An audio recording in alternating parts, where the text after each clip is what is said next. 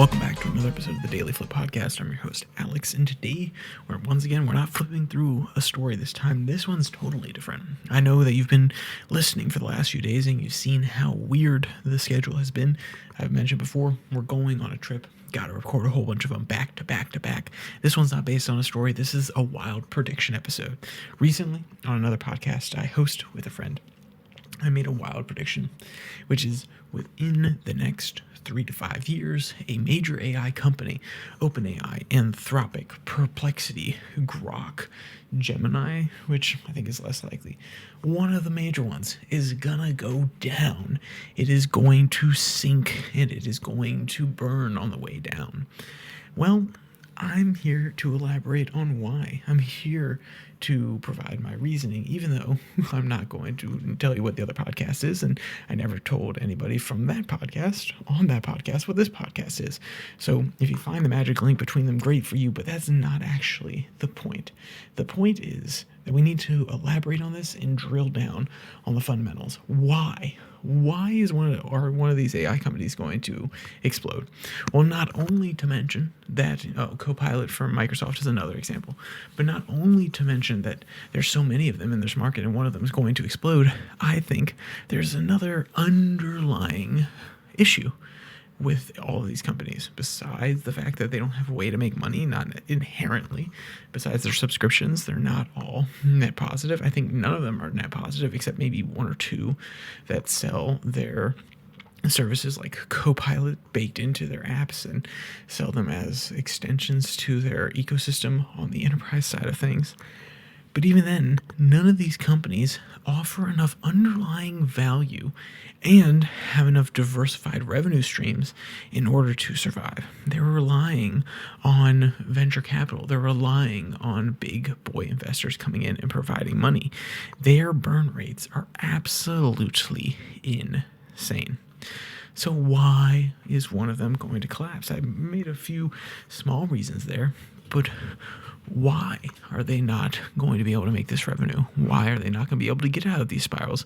Why will they not reach the points of a Facebook or a Snapchat or an Instagram where they can finally be positive revenue? It's because the value proposition right now is twofold. One, we're going to make your life easier. That's the one that they're giving to the consumers. And the other that they give to the investors and some people that are deep into AI is that they will reach a point of general intelligence, which will be so superior to any of their other products, so superior to human intelligence, that it will truly be marketable and so capable as to make up for the skepticism about productivity that they're experiencing now. Is this possible? We'll deal with the general intelligence here in a second. Let's ask the question about productivity.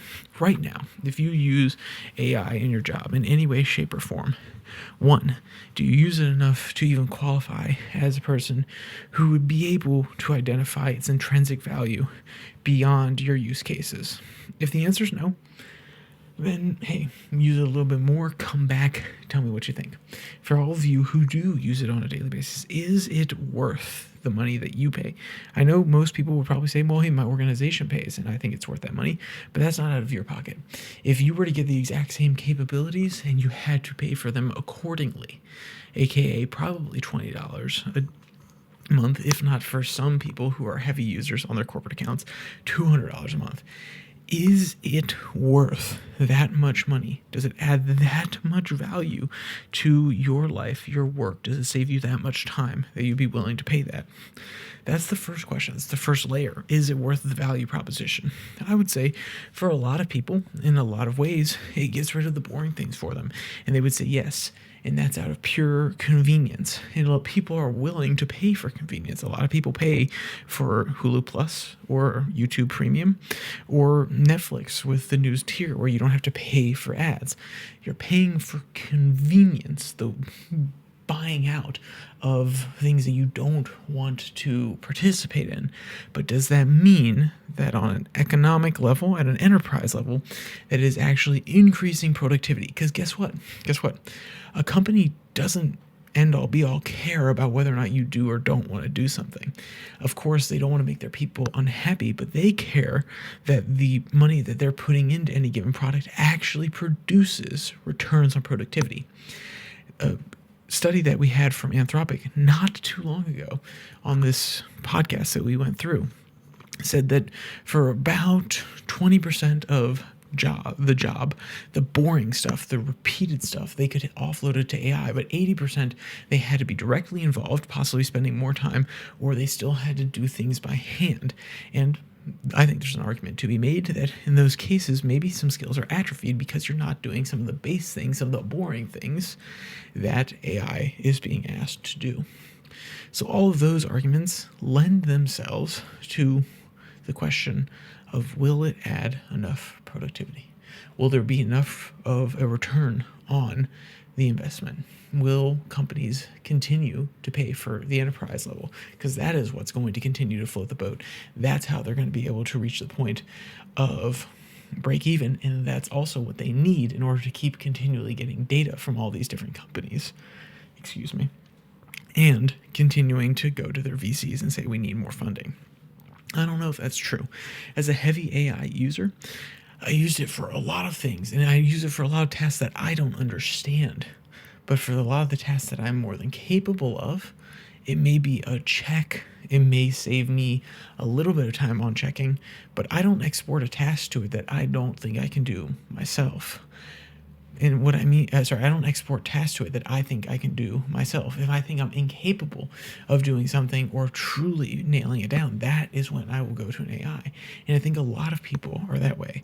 I don't think a lot of people will say, hey, I'm capable of doing this task completely on my own and well. And then they'll turn around and immediately say, actually, no, all of those things are true, but I don't feel like doing it. I don't know. I feel like a lot of people are lazy and they might want to back out, but I have my lazy moments. I lean on AI, but once again, if I'm capable of doing it, I hesitate to do so, because if I know how to do it so well, it's probably because I've done it repeatedly and there's a specific way that it needs to be done. And until AI is truly form specific, it is context completely, 100% context aware, which we're closer than we were before, but I think further away than 3 to 5 years.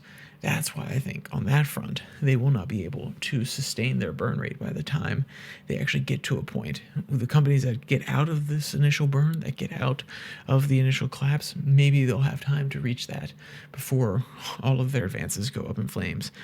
But I don't know.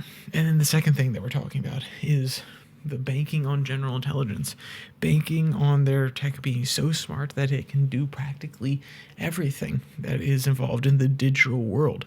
That's another part, which is all of these benefits and a lot of these changes are in the digital world. Even the supply chain management, getting things there, physical products there faster, the actual improvements are coming in the digital world. There's only so much you can do on that front, and I don't think there's enough infrastructure built out for an AI to be able to control things in the physical world. So that's also a fair point as to why these promises of so many productivity gains are really, really hard to achieve. Then again, I could very well be wrong, but the AGI, the artificial general intelligence angle of this, where the companies believe that they'll hit a breakout point and that they'll be able to trounce the competition, they'll be so useful that they will have that intrinsic productivity gain in value proposition that we mentioned before.